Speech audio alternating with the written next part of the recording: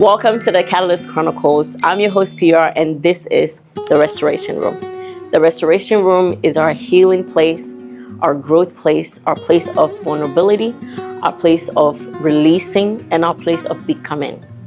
In this room, there's no judgment. This is a safe place where we get to look at ourselves in the mirror and identify the things that are really hindering us from being able to walk into a version of ourselves that we were created to be. Today, I want us to dig a bit deep into the inherited belief systems that we adopt from our foundation. As a child, I grew up in an environment where I was a parent before I even learned how to become a young woman. And unfortunately, this is the case for many of us. When we grow up in an environment where there is a lack of these things, whether it's financial, physical support or security, emotional support, psychological welfare, stability, love, and everything that makes for a whole version of yourself, when any of these aspects are missing, we become a fracture of ourselves. And it's unfortunate because many of us are walking through life right now confused, pointing fingers at ourselves because somehow we just can't get life right. And so today we're going to be a bit messy. We're going to be a bit vulnerable. We may cry a bit. We may be harsh because we want to grow, but in this room, we're going to talk about the mindset, the belief systems, that these conditions that we grew up in, the way it has affected us. As you're listening, I want you to really find a moment of reflection and ask yourself, which of these mindsets have I adopted and it's showing up as an adult version of myself? And what is the impact of this mindset? When you grow up in an environment where there is lack, scarcity, poverty, and there is a limitation in how much love is demonstrated, there is instability when it comes to security, when there is lack of affection, lack of emotional stability, psychological gaps within the household, and you think about the spiritual aspect of these environments, majority of them are Christians, tongue-speaking, Bible-reading, church-going environment. So how come these tongue-speaking, fasting people, Bible-studying, church-going environment are producing such fractured individuals into society? What is the disconnection between people that live their life and serve God all their life growing up to become a shell of themselves? A young lady grows up seeing her parents going to church every day, yet there is no money to take care of her. As a 12-year-old, she becomes the mother of the household because the mom could not walk away from the man who couldn't take care of her after she had the first child. Then she had a second child. Then she had a third child. Now she's with the man, stuck with 4 children. She did not have the capacity to walk away, but now as a firstborn daughter, she's stuck being a mom. So she sacrificed her entire life taking care of the siblings. She sacrificed her entire joy taking care of the mom. She sacrificed her entire livelihood trying to find her place in the world when all she knows is how to survive. Now, this young girl grows up, comes into the world, and she realizes that the world is not a kind place, but all she knows is how to survive. Who does she become? And one of the scariest questions that our generation is constantly asking as we're navigating through this confusion and identity misalignment is, where is God? Why did I have to grow up so fast? How come I don't remember anything that my childhood was supposed to look like? What is the difference between me and my mom, seeing that I don't want to be like her, but the condition that I was birthed into, the environment that I came into, I can't seem to raise my head up. I've tried and I've tried and I've tried and I've tried. There is no leverage for me. So where is God in our generation? These are the questions that our generation is asking ourselves. And today, I want us to take a bit of a time. Let's figure out how these conditions formulate our mentalities and our mindset and who they program us to become without even knowing it. It's not like poverty asks for my permission. before I adopted the mindset of scarcity and lack and a fear of money. These conditions that we grow up into, they don't ask us for permission. They don't ask us, hey, is it okay if, I give you this kind of mindset as you're growing, seeing that you were born into the environment that I inhabit? They don't ask permission. All we know is that we're born, we come into the life, and all we're trying to do is not just make sense of the life as we know it, but make sense of ourselves. And so one of the first poor, most dangerous and lethal mentalities that these conditions produce is the survivor's mentality. This mentality has a core belief of, I have to make it. I need to survive. I'm not experiencing life. I'm not enjoying life. I'm not actually even living life. I am surviving life. And they're not the same. Because I realized that living life is being able to manage what happens to you. For the people that have this mindset, they have no control of what is happening to their lives. At least from their point of view, life happens to them and all they're trying to do is survive what is happening to them. This kind of mindset is produced when you grow up in an environment where you were just introduced to responsibilities too fast. You take on roles that you were not prepared for. You take on roles that were never part of who you were supposed to be. You take on roles that you have no capacity, but it is what you must do. And after having been the one to take care of people so many times, life becomes a war zone. It is always you versus the person who's trying to take from you. It is always you versus the person who is trying to push responsibilities on you. It is always you against you. Because there's a version of you that knows that this ought not to be. But the capacity to walk away, what would they say about you? If you just woke up one day and said, you know what, I'm actually tired of all of this, I'm walking away, they say of you. This is where a lot of us women, especially African women, we find ourselves. We are not taught to live life. We are not taught to experience life. We are simply taught, we are cultured, we are programmed to survive life. And so you go through all your life navigating one circumstance after the other. You're not wishing for anything better. You don't even have the mindset to think beyond your capacity. You don't dare dream. What opportunity do you have to dream? You're still trying to get through the battles of yesterday. You're trying to fight through the battles that was left behind for you. This survivor's mentality, the way that it impacts your life is that you will never pause enough to find out who you're supposed to be. You will never slow down enough to experience you. You will never slow down enough to experience life. You will always be a slave and a victim to life. This mentality has destroyed so many people. Even beyond the African communities, there are people across the world where the frame of their world has nothing to do about dreaming, having goals, having a vision, and everything to do with surviving the conditions that they came into. The next mindset this environment produces is the silence mindset. These are the people that is the glass wood mindset. Either they're a glass or they're wood. If they're a glass, there is no vulnerability. They do not allow any kind of emotions in. They do not internalize anything. There is no possibility for them to express themselves, to even allow themselves to feel, let alone express themselves. And these kind of people, when you become friends with them or you get into a relationship with them, you hear things like, oh, I'm not an emotional person. Well, you better learn. You can't just go through life just not being able to express yourself. These are glasses. Everything rolls off of them. You see, when you're driving your windshield when it rains and you see the water just literally sliding off the mirror, it's them. Anything that has to do with emotions, anything that has to do with vulnerability, you won't catch them slipping in that area. Then you have the woods. They absorb everything. Everything is so painful. Everything hurts. What an average person experiences at a 5, they experience at a 10. Betrayal hurts more than anything else for these kind of people. And it's because they grew up in an environment where emotions were just not expressed. And so they grow up choosing one or the other. Either they're gonna be the kind of person that express their emotions by overly absorbing everything that comes around them, or completely shutting out emotions because that's what they saw. When you grow up in around an environment where you didn't see love, you didn't experience love, you didn't see it between other people, and you didn't even receive it from yourself, this is what it creates. You get to a point where you completely shut down, and it's, I don't want to feel. And it's not necessarily the feeling that they're rejecting, it's what comes with the feeling that they're rejecting, because that comes with responsibility. If I feel that I've hurt you, then I have to take responsibility for that and apologize. I have to take responsibility for that and make sure I don't hurt you again.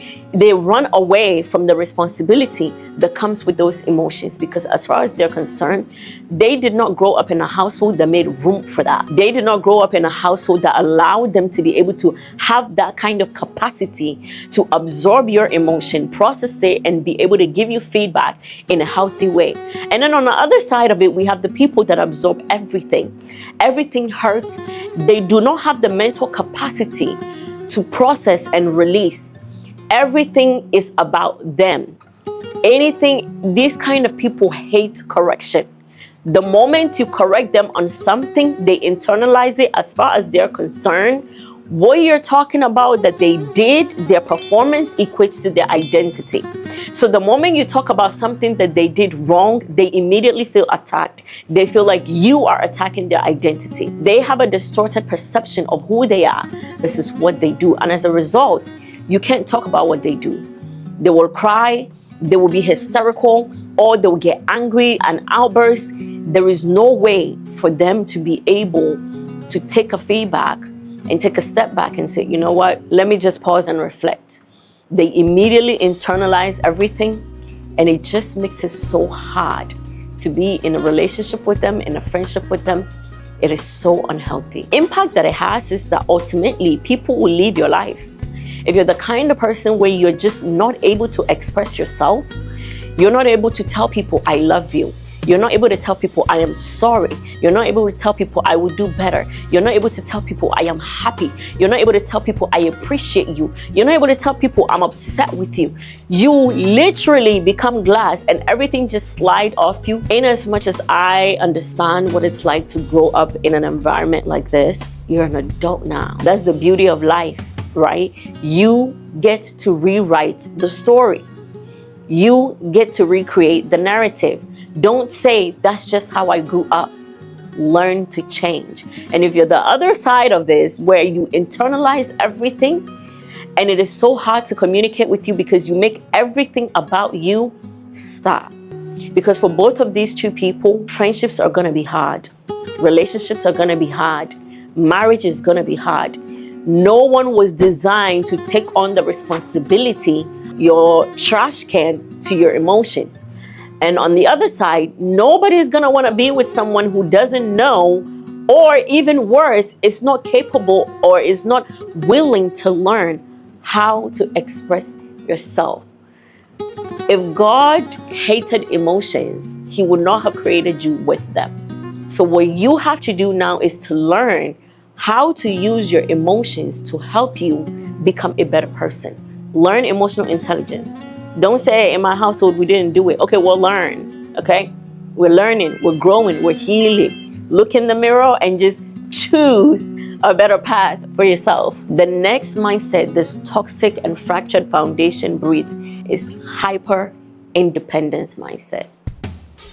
Listen, INDEPENT. You know what that means? Oh my gosh. And I was in this era and you couldn't tell me anything. I mean, the girl was bad all by herself, okay?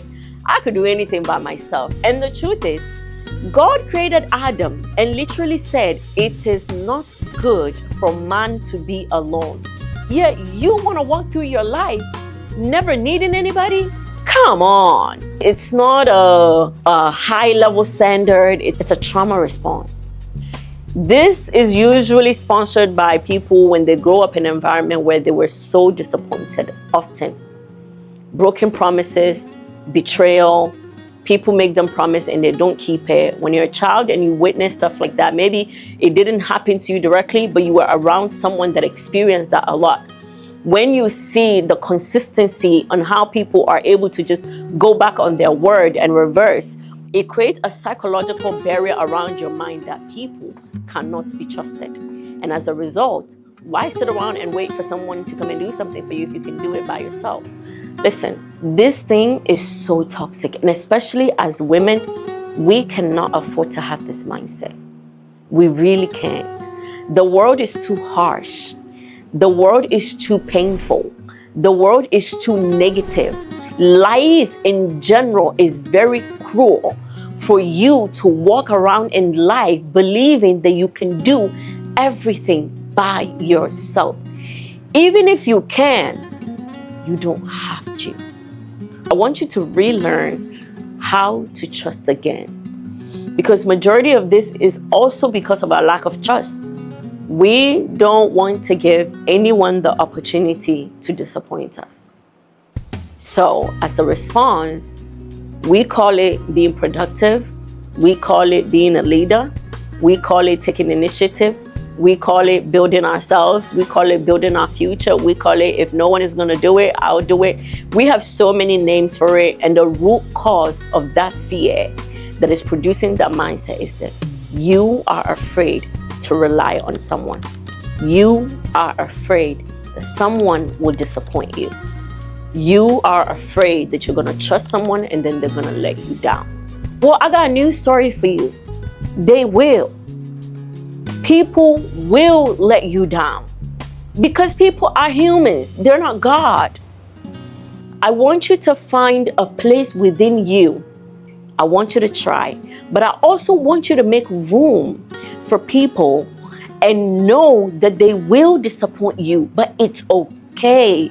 Truly, it is okay. Let people be people.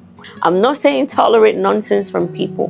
What I'm saying is learn to let human beings be human. You have such a high standard, and you think that everybody is supposed to rise to that standard.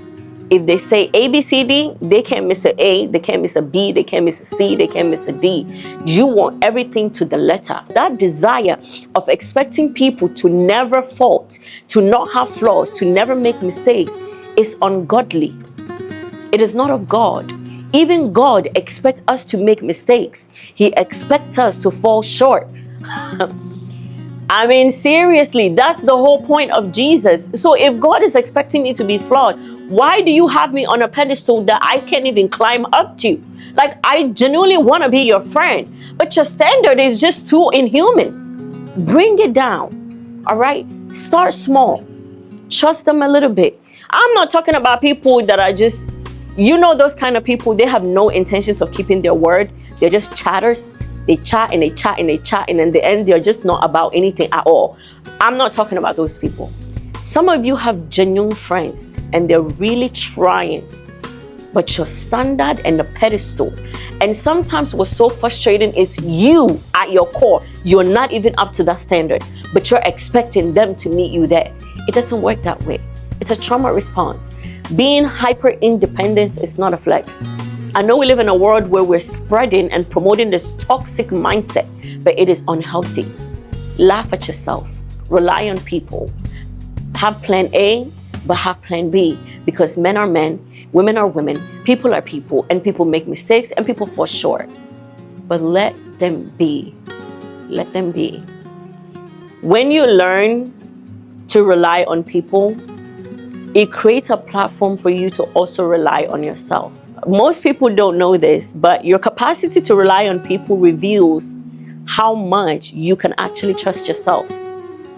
Because as you're trusting person A, you are also saying that I'm going to have a backup because I know how life can be. This is growth and this is maturity. And when people fall short, there's no opportunity. I can't believe you did that. Oh, da, da, da. Let them be. Let them be. Some people genuinely are going through things, and we have to give them grace. The next mindset we need to let go of is the emotional parentification mindset. This is where, as I was talking before, growing up, usually, I don't know why, but it happens to the firstborn child, the firstborn daughter. You become the emotional parent for the household. You have to learn as a child. You're not even 13 or 14 yet, but you're learning to manage your emotions, your mama's emotions, your brother's emotions, your sister's emotion, the rest of your siblings' emotion. Everybody just trauma dumps on you. Why are you the sponge? Why are you the designated emotional trauma dumping place? Why? I want you to look in the mirror and I want you to tell yourself, no more. I deserve better. I deserve more. This mindset is often produced when you grow up around people, when you grow up when leadership roles was assumed too fast, when you were not trained before you were given certain roles, when you were too young, you did not have the emotional and the mental capacity for a role that was given to you without your permission and without your consent. It's like by some strange cultural title, as the firstborn daughter, I'm supposed to take care of everybody. And I'm speaking for myself at this point. This environment that I grew up in, literally, I was about 11, 12, going to school just like everybody else, except I'm not just like everybody else. I'm not like my brother. I'm not like my younger sister. I'm not like everybody else. I have to go to school, come home, sell, make money, buy things from the market, come home with the things from the market, cook with the things from the market, then feed everybody that is at home. I'm 12. No. This kind of upbringing, it creates such a fractured identity within you that if you don't come to a place where you can admit that I did not consent to that role that I was forced to play, I should have never been in a position to play that role at that age. If you don't come to a place with yourself and make these declarations, we don't care who approves or not. And permit me to just address African parents. I love our culture. I love being African, but sometimes the parenting structure, the culture, the mindset behind the parenting is so toxic. It is ungodly. And it is so frustrating because it is always household where they are fasting and praying in tongues that these things are happening in. Being a firstborn daughter is not a license to make me take over your responsibility. So many African children, and even within the Black homes, and even within other cultures, they're experiencing this because we make people, we project responsibilities on people based on when they were born or the gender that they were born in. Come on. When you grow up in this environment, you become a parent and you've never had a child before. You assume the role of a husband because your dad is not around, so you have to have the emotional capacity to take care of your mother's emotional needs. You become the one that is the reasonable because your mom lacks the emotional capacity to be reasonable. You become the mediator between parents. You become the mediator between siblings. It's just a lot. And when you grow up, you realize that you're constantly giving yourself emotionally to people and they will abuse it. They may not mean to, they may not intend to, they may not pre-plan it, but they will abuse it. Because you have been programmed to play a role within your household that you were never trained to. And as a result, in your adult life, you're trying to play this role over and over in every relationship that you find yourself in, because that's what's comfortable. In the household as a child, that was the role you assumed, and it brought you stability emotionally. It kept you hidden. People didn't focus on you too much. You were almost the invisible person. Nobody asked you, how are you? Nobody asked you, how are you feeling? You're always the one checking in on people, trying to build relationship. Enough. And you can quote me in this. This is the season where you become selfish with your energy, with your time, with your money, with your emotions, your resources. Selfish. Learn to feed yourself.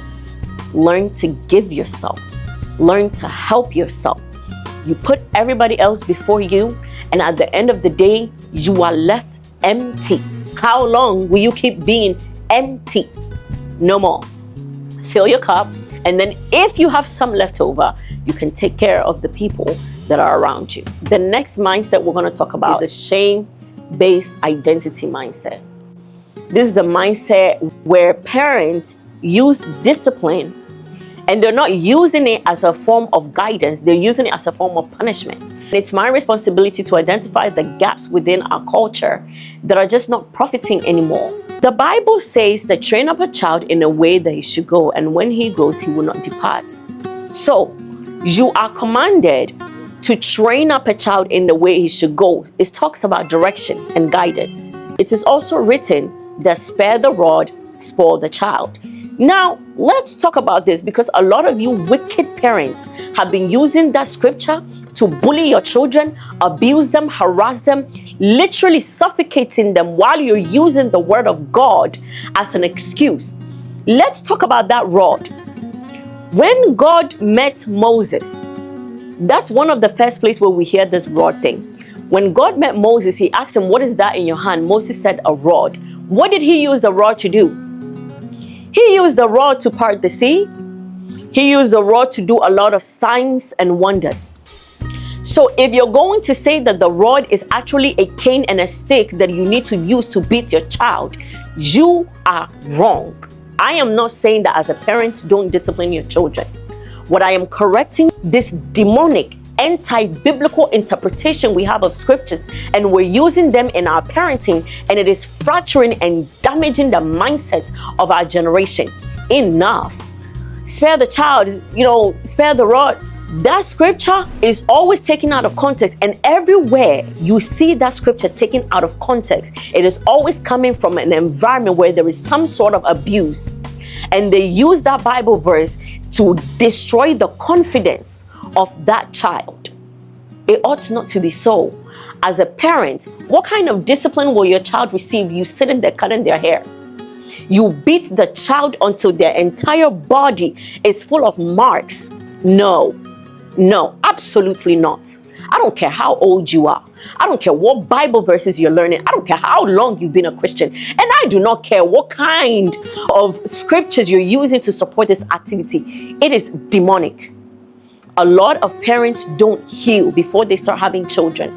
All of the trauma that they experience in their adulthood, in their childhood, in their adolescent age, they heap all that and they don't heal from it, and they start having children. Now you're unhealed, bitter, angry, and resentful towards yourself and everything that you have gone through. Now you have a young girl who speaks her mind. She's bold. She knows what she wants to be. But you grew up in a community where you weren't allowed to speak, and you project that onto the girl. So she ended up being just like you. Enough. The shame-based identity, enough. What you're doing is raising up a child that will go out into the world, and the world will crush her. The world will destroy his confidence, because you did not heal, and you use scriptures and Bible verses to support your lack of emotional intelligence in raising a child. It ought not to be so.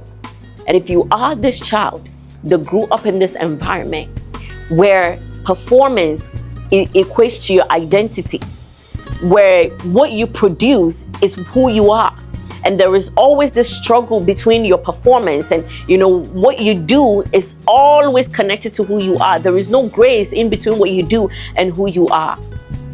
I want you to heal. Number one, I want you to know that I love you. And number two, I want you to heal. In as much as it may not be your parents' fault, because that's what they learned, now you have the responsibility to grow out of that mindset. Otherwise, you will inflict your child. You will grow up and project these negative mindsets on them, thinking that you're disciplining them, but what you're creating is just a rebellious child. Because even children have emotions, and when that emotion is fractured from the one person that was supposed to love them and protect them, disguised as discipline, it creates a hole and a gap that takes years to fill. I want you to heal. The last mindset we're going to discuss is the comparison mindset.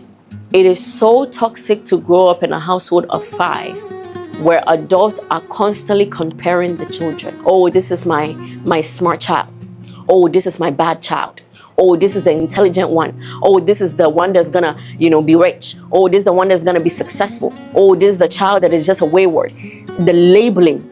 And as a parent, you have literally placed a hierarchy over your children. This is the one that's gonna be rich. This is the one that's gonna wipe my tears. This one is gonna disappoint me. This one is not going anywhere. This one is bad. By yourself, without the approval of the world, without the approval of God, you have labeled your children. You have tempered with their prophetic identity based on your fractured perspective. You see that child as problematic, but that's not God's perspective. And so you grow up in this environment where you are the bad one. Growing up, that was my life story. Every time my name came up, it was, oh, she's the this one, she's the this one, she's the that one. And let me tell you something. For those of you parents who do this, one thing I know for a fact God hates is a human being trying to play God in another human being's life. And so the mother puts all her hope in the good child, and then something happens to that good child. Now what? Now all you're stuck with is the bad child. What are you going to do now? And sometimes, some of these parents, they don't realize that the way they behave and they treat their children is what attracts a lot of these negative circumstances. You have literally poured out all of your goodness onto one child. Meanwhile, you have 3 other children. You don't even consider them as anything. All of the attacks of all 4 children is going to come on that one child, because that's where your affection is. And that one child, they will be successful, and something happens and they drop right back down. Because that's where your affection. And the funny thing is, God has such a great sense of humor.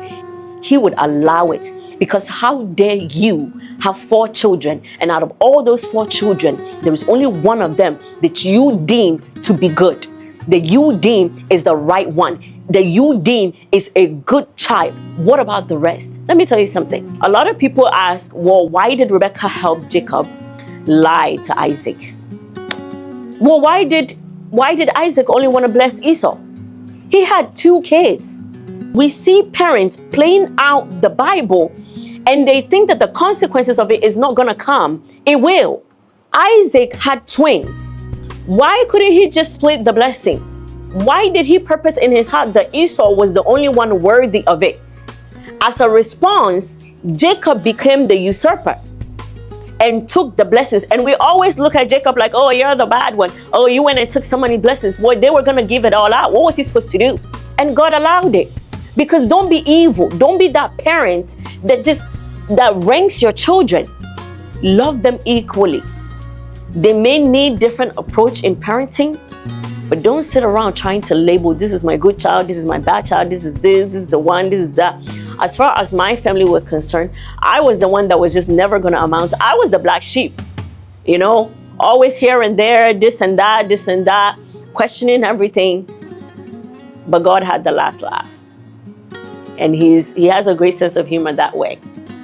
Don't put your children in a hierarchy. Don't compare your children. It is demonic. It is satanic. And it's so frustrating because you always see these toxic behaviors within Christian household. Stop. The life that Jacob ended up having, going to Laban's house, being deceived, all that disaster that happened to him, serving 7 years plus another 7 years, those 14 years was all because Isaac chose to bless only one child. Because he didn't want to be left out of that blessing, he found a way to lie and take that blessing. And the way he did it resulted in a lot of chaos, where he ended up, what he did to his brother, somebody else ended up doing it to him. So you, as a father, because of your decision, program this environment where your child goes through this cycle of confusion and chaos, hardship for 14 years. And it's always easy to blame Jacob. Why did Isaac make that decision? Why?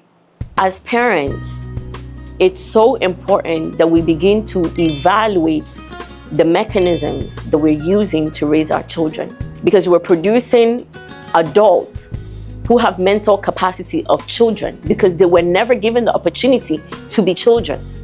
And the thing about your mind and your brain is that it cannot skip certain processes. It cannot skip certain steps. So you see 30-year-olds, 40-year-olds, 50, 25-year-olds, and you think that they should be able to think and reason and have the cognitive capacity that matches their age, but they don't. Our world is filled with fractured identities, confused minds, underdeveloped brains, people that are just looking for somewhere to make sense of what is happening to them. And if you find yourself in this category, I want you to know that I see you and I love you. And in this room, in the rest, this is why we have this room. It's okay if you are that parent that did that, because now you know what you have caused and produced. So you learn. You may not be able to fix everything, but you can learn. Love your children. Show love. Don't say it's not in our culture. That's demonic. Learn. For God so loved the world, he gave. God loved, so he demonstrated that love. Don't tell me you're a Christian. You say things like, I don't know how to express myself. What does that even mean? Then you're not a believer. You cannot tell me you are a follower of Jesus, but you don't know how to show emotions. You're not a believer. You are a religious fanatic. That's what you are.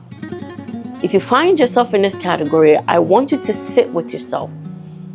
You may cry a little, and it might sting hearing this. It might sting, and it's okay.